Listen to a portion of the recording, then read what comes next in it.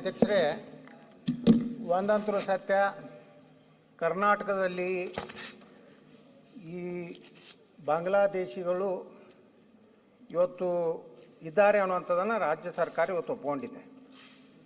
ಇವತ್ತು ಸುಮಾರು 10 ಜಿಲ್ಲೆಯಲ್ಲಿ ಅವರು ಸುಮಾರು 370 ಜನ ಅಕ್ರಮವಾಗಿ ಬಾಂಗ್ಲಾದೇಶಿಯವರು ನಮ್ಮ ದೇಶದಲ್ಲಿದ್ದಾರೆ ಅನ್ನೋಂಥ ಮಾಹಿತಿಯನ್ನು ಸರ್ಕಾರ ಕೊಟ್ಟಿದೆ.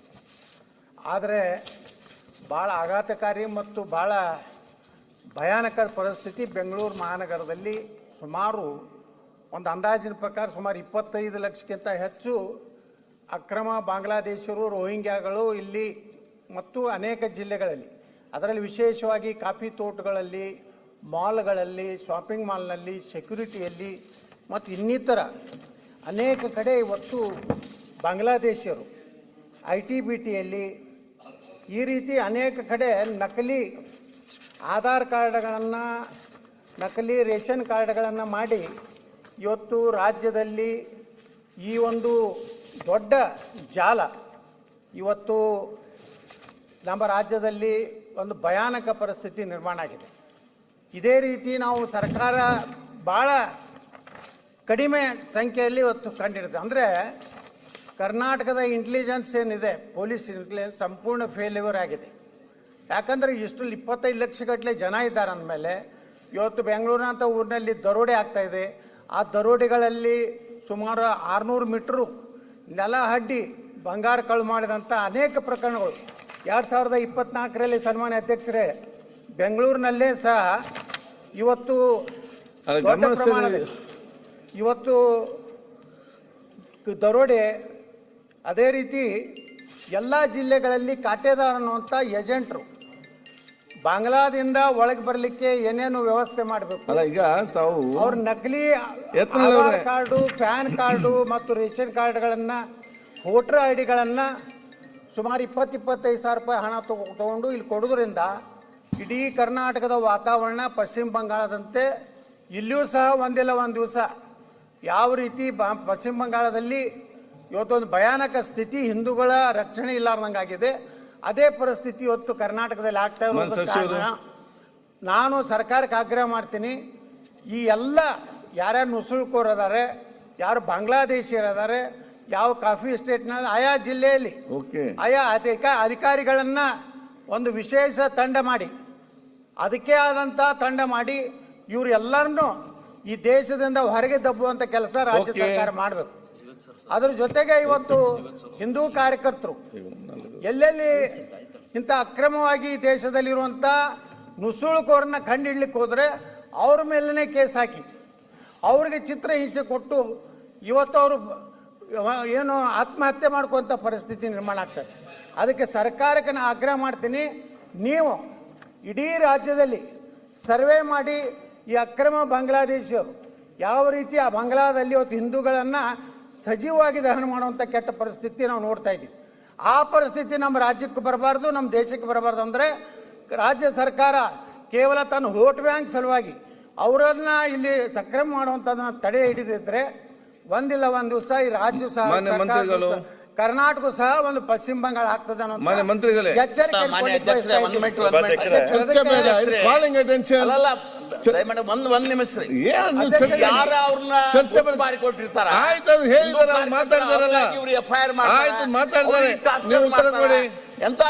ಬಾಂಗ್ಲಾದೇಶ ಚರ್ಚೆ ಮಾಡಿದ್ರಲ್ಲಿ ಅವ್ರು ಉತ್ತರ ಮಾತಾಡ್ತಾರೆ, ಮಾತಾಡಿ ಸಚೋತ್ತರ ಕೊಡಿ. ಆಯ್ತು, ಯಾಕೆ ಮತ್ತೆ ಅದನ್ನೇ ಮಾತಾಡ್ತೀರಿ? ಬೇರೆ ನೀವು ಬೇರೆ ಮತ್ತೆ ಮಾತಾಡೋಕೆ ಮಾತಾಡಿ, ನಾಳೆ ಮಾತಾಡೋಕೆ ಮಾತಾಡಿ, ರಾಜ್ಯಪಾಲ ಭಾಷಣ ಮಾತಾಡಿ. ನೀವು ಹಿಂದೂ ಕಾರ್ಯಕರ್ತರ ಆಯ್ತು, ರಾಜ್ಯಪಾಲ ಭಾಷಣ ಏನ್ ಬೇಕಾದ್ರೂ ಮಾತಾಡಿ. ಈಗ ಇದು ಕಾಲಿಂಗ್ ಅಟೆನ್ಷನ್ ಉತ್ತರ ಕೊಡ್ತಾರೆ ಇಲ್ಲಿ. ಇಲ್ಲ ಅಧ್ಯಕ್ಷರೇ, ಉತ್ತರ ಕೊಡಿ. ಅಷ್ಟೇ ಅಲ್ಲ, ಉತ್ತರ ಕೊಡಿ ಅಲ್ಲಿ. ಆಯ್ತಪ್ಪ, ಈಗ ನೀವು ಮತ್ತೆ ಅವ್ರು ಕೇಳಿದ್ದಾರೆ, ನೀವೇನ್ ಮಾಡ್ತೀರಿ? ಅವರಲ್ಲಿ ಪ್ರಶ್ನೆ ಕೇಳಿದ್ದು, ನೀವು ಮಾತಾಡಿ. ಸಭಾಧ್ಯಕ್ಷ ಆಯ್ತು. ಮಾನ್ಯ ಯತ್ನಾಳ್ ಅವರು ಬೆಂಗಳೂರು ನಗರದಲ್ಲಿ ಇರ್ತಕ್ಕಂಥದ್ದು 1,40,00,000 ಜನ ಸಭಾಧ್ಯಕ್ಷರೇ, 25 ಲಕ್ಷ ಜನ ಬಾಂಗ್ಲಾದೇಶರಿದ್ದಾರೆ ಅಂತ ಅವ್ರು ಹೇಳ್ತಾ ಇದ್ದಾರೆ. ಕರ್ನಾಟಕದಲ್ಲಿ ನಾರ್ತ್ ಈಸ್ಟ್ನವ್ರು ಇದ್ದಾರೆ, ಅವ್ರು ಯಾರು ಬಾಂಗ್ಲಾದವರಲ್ಲ. ಮಿಜೋರಾಮು ಅದೆಲ್ಲ 5-6 ಸ್ಟೇಟ್ಸ್, ಸಣ್ಣ ಸಣ್ಣ ಸ್ಟೇಟ್ಸು ಬೇಕಾದಷ್ಟು ಜನ ಇದ್ದಾರೆ. ಅದೇ ರೀತಿ ವೆಸ್ಟ್ ಬೆಂಗಾಲ್ ಅವರು 8-10 ಲಕ್ಷ ಜನ ಇದ್ದಾರೆ. ಅದೇ ರೀತಿ ಬಿಹಾರ್ನವರು ಒಂದು 7-8 ಲಕ್ಷ ಜನ ಇದ್ದಾರೆ. ಓಕೆ. ರಾಜಸ್ಥಾನವರು ಬಹಳ ವರ್ಷದಿಂದ 40-50 ವರ್ಷದಿಂದ ಇದ್ದಾರೆ, ಲಕ್ಷಗಟ್ಟಲೆ ಜನ ಇದ್ದಾರೆ.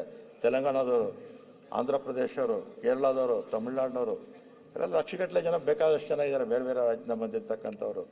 ಮತ್ತು ನಾನು ಹಿಂದೆ ಗೃಹ ಮಂತ್ರಿ ಕೂಡ ಆಗಿದ್ದೆ ಸಭಾಧ್ಯಕ್ಷರೇ.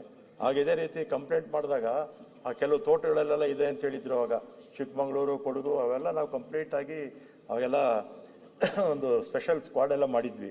ಈಗಲೂ ಕೂಡ ಬೇಕಾದ್ರೆ ಇನ್ನೊಂದು ಸ್ಕ್ವಾಡ್ ಮಾಡಿ ಎಲ್ಲೆಲ್ಲಿ ಅಕ್ರಮ ವಲಸಿಗರಿದ್ದಾರೆ ಅವನ್ನೆಲ್ಲ ತೆಗೆದು ಹೊರಗೆ ಹಾಕುವಂತ ಕೆಲಸ ಮಾಡುತ್ತೆ ಸಭಾಧ್ಯಕ್ಷರೇ. ಮತ್ತೆ ಈ ಬಾಂಗ್ಲಾದವರು ಎಲ್ಲಿಂದ ಬರ್ತಾರೆ ಸಭಾಧ್ಯಕ್ಷರೇ? ನಮ್ಮ ರಾಜ್ಯದ ಪಕ್ಕದಲ್ಲಂತೂ ಇಲ್ಲ. ನಮ್ಮ ರಾಜ್ಯದ ಪಕ್ಕದಲ್ಲಿರೋ ಯಾವುದೋ ತಮಿಳುನಾಡು, ಕೇರಳ, ಆಂಧ್ರ ಪ್ರದೇಶ, ಗೋವಾ 5-6 ರಾಜ್ಯಗಳಿದೆ. ಇವರೆಲ್ಲ ಎಲ್ಲಿಂದ ಬರ್ತಾರೆ? ಬಾಂಗ್ಲಾ ಎಲ್ಲಿರೋದೆಲ್ಲಿ? ಬಾಂಗ್ಲಾ ಪಕ್ಕದ ರಾಜ್ಯಗಳು ಯಾವುದಿದೆ? ಬಿಹಾರ್ ಇದೆ, ವೆಸ್ಟ್ ಬೆಂಗಾಲ್ ಇದೆ, ಇನ್ನು ಬೇರೆ ಬೇರೆ ರಾಜ್ಯಗಳಿದೆ, ಮಧ್ಯದಲ್ಲಿ ಬೇಕಾದಷ್ಟು ರಾಜ್ಯಗಳಿದೆ. ಕೇಂದ್ರ ಸರ್ಕಾರ ಅವ್ರನ್ನ ತಡೆಗಟ್ಟಬೇಕು. ಕೇಂದ್ರ ಸರ್ಕಾರ ತಡೆಗಟ್ಟಬೇಕು ಅವ್ರನ್ನ ಯಾಕೆ ಬಿಟ್ರು ಬಾಂಗ್ಲಾದಿಂದ ನಮ್ಮ ರಾಜ್ಯಕ್ಕೆ? ಈಗ ನಾವಂತೂ ನಮ್ಮ ಸರ್ಕಾರ ಬೇಕಾದ್ರೆ ಒಂದು ಸೆಪರೇಟ್ ಒಂದು ಸ್ಕ್ವಾಡ್ ಮಾಡಿ ಹುಡುಕಿ ಬೇಕಾದ್ರೆ ಅಲ್ಲಿರೋರ್ನೆಲ್ಲ ಆಚೆ ಕಳಿಸುವಂತ ಕೆಲಸ ಮಾಡ್ತೀವಿ ಸಭಾಧ್ಯಕ್ಷ. Okay okay. ಅಧ್ಯಕ್ಷರೇ ಒಂದ್ ನಿಮಿಷ ಕೊಡಿ ನೋಡಿ. ಈಗ ಸಿದ್ದು ಸವದಿ ಅವರೇ ಯತ್ನಲ್ಲಿದ್ದಾರೆ. ಹಿಂದೂ ಕಾರ್ಯಕರ್ತರ ಮೇಲೆ ಈ ವಿಚಾರದಲ್ಲಿ ಯಾವ FIR ಆಗಿಲ್ಲ. ಬೇರೆ ಯಾವುದೋ ಸುಸೈಡ್ ಸಚಿವರೇನು ಈಗ ಒಂದು ಸ್ಪೆಷಲ್ ಟಾಸ್ಕ್ ಫೋರ್ಸ್ ಮಾಡ್ತೀವಿ ಅವ್ರನ್ನ. ಸಿದ್ದು ಸವದಿ ಮಾತ್ರ ನೀವು ಯಾಕೆ ಯಾವುದು ರಿಜಿಸ್ಟ್ರೇಷನ್? ಒಂದೇ ಮಿನಿಟ್ ಕಟಕ್ ದೋಂಡಿಬಾ. ಮಾನ್ಯ ಅಧ್ಯಕ್ಷರು, ನಾವು ಒಂದೇ ಮಿನಿಟ್ ನಾನು ಮುಗಿಸ್ತೀನಿ. ಮಾನ್ಯ ಸಚಿವರು ಈಗಾಗಲೇ ಭರವಸೆ ಸದನ ಕೊಟ್ಟಿದ್ದಾರೆ. ಅದಕ್ಕಾಗಿಯೇ ಒಂದು ಸ್ಪೆಷಲ್ ಸ್ಕ್ವಾಡ್ ಮಾಡಿ ನಾವು ಎಲ್ಲೆಲ್ಲಿ ಅದಾರೆ ಅವ್ರನ್ನ ಶೋಧನೆ ಮಾಡಿ ಅವ್ರನ್ನ ಒದ್ದು ಹೊರಗೆ ಹಾಕುವಂಥ ಕೆಲಸ ಮಾಡ್ತೀನಿ ಅಂತಾರೆ. ಅದನ್ನು ನಾನು ಸ್ವಾಗತ ಮಾಡ್ತೀನಿ. ಅದ್ರ ಜೊತೆಗೆ ಇವತ್ತೇನು ಇವನ್ನೆಲ್ಲ ಕರೆದುಕೊಂಡು ಬರುವಂಥ ದಲಾಲಿಗಳೇನಿದ್ದಾರೆ, ಅವರು ಶಿವಮೊಗ್ಗದಲ್ಲಿದ್ದಾರೆ, ಹಾಸನದಲ್ಲಿದ್ದಾರೆ, ಕೊಡಗಿನಲ್ಲಿದ್ದಾರೆ, ಚಿಕ್ಕಮಗಳೂರಿನಲ್ಲಿದ್ದಾರೆ, ಸುಮಾರು 10 ಜಿಲ್ಲೆಗಳಲ್ಲಿ ಇವ್ರು ಏನಿದ್ದಾರೆ, ಇವರು ವಾಟ್ಸಪ್ ಮೂಲಕ ಪಶ್ಚಿಮ ಬಂಗಾಳ ಮಾತಾಡೋದಿಲ್ಲ. ಆದರೆ ಮಾನ್ಯ ಸಚಿವರು ಹೇಳಿದ್ರು ನಮ್ಮ ದೇಶದ ಗಡಿಯಿಂದ ಬರ್ತಾ ಇದ್ದಾರೆ. ನಾನು ಯಾವ ಸರ್ಕಾರ, ಕೇಂದ್ರ ಸರ್ಕಾರ, ರಾಜ್ಯ ಸರ್ಕಾರ, ನಾನು ಡಿಫ್ರೆನ್ಸಿಯೇಷನ್ ಮಾಡೋದಿಲ್ಲ. ಯಾರು ಮಾಡಿದ್ರು ತಪ್ಪೇ. ನಾನು ಮೊದಲು ನನ್ನ ದೇಶ ಸುರಕ್ಷಿತವಾಗಿರ್ಬೇಕಾದ್ರೆ ಈ ದೇಶದ್ರೋಹಿ ಇವರು ಮಾನ್ಯ ಸಚಿವರು ಹೇಳಿದ್ರು ಬಿಹಾರ, ಕೇರಳ, ತಮಿಳು ಅವರೆಂದು ದೇಶದ್ರೋಹಿಗಳಲ್ಲ. ನಮ್ಮ ದೇಶದಲ್ಲಿ ಯಾವುದೇ ಮೂಲೆಯಿಂದ ಬಂದರೂ ದುಡಿಲಿಕ್ಕೆ ಬರ್ತಾರೆ. ಆದರೆ ಇವರು ಬರುವಂಥದ್ದು ಅಧ್ಯಕ್ಷರೇ ಇವೆಲ್ಲ ಭೂಗತ ಏನು ನಮ್ಮ ಭಯೋತ್ಪಾದಕರದಾರ ಅವರ ನಂಟಿನಲ್ಲಿ ಬರೋದ್ರಿಂದ ಇದು ಅಪಾಯ ಇದೆ. ಅದಕ್ಕೆ ಮಾನ್ಯ ಸಚಿವರು ಈಗಾಗಲೇ ಹೇಳಿದ್ದಾರೆ. ನಾವು ವಿನಂತಿ ಮಾಡ್ಕೊತೀನಿ, ಅಂತ ಎಷ್ಟು ಜನ ಅದಾರೆ ಅದಕ್ಕೊಂದು ಸ್ಪೆಷಲ್ ಒಂದು ಪೊಲೀಸ್ ಫೋರ್ಸ್ ಮಾಡಿ ಈ ದೇಶದಿಂದ ಒದ್ದು ಹಾಕುವಂಥ ಕೆಲಸ ಅವ್ರು ಮಾಡ್ಬೇಕಂತ ವಿನಂತಿ ಮಾಡ್ಕೊತೀನಿ.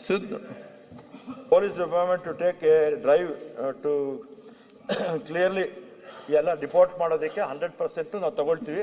ಪ್ಲಸ್ ಏಜೆಂಟ್ಸ್ ಯಾರಿದ್ದಾರೆ ಇದನ್ನ ಆಚೆಯಿಂದ ಕರ್ಕೊಂಡ್ಬರ್ತಾರಲ್ಲ ಬಾಂಗ್ಲಾದಿಂದ, ಅವ್ರನ್ನೂ ಕೂಡ ಒದ್ದು ಒಳಗಾಕೋ ಕೆಲಸ ಮಾಡುತ್ತೆ. ಸಿದ್ದು ಸಾರಿ ಅಧ್ಯಕ್ಷರೇ, ಈಗ ಯಾರ್ಯಾರು ಇದ್ರ ಬಗ್ಗೆ ಮಾಹಿತಿ ಕೊಡ್ತಾ ಅವ್ರಿಗೆ ರಕ್ಷಣೆ ಕೊಡಬೇಕು.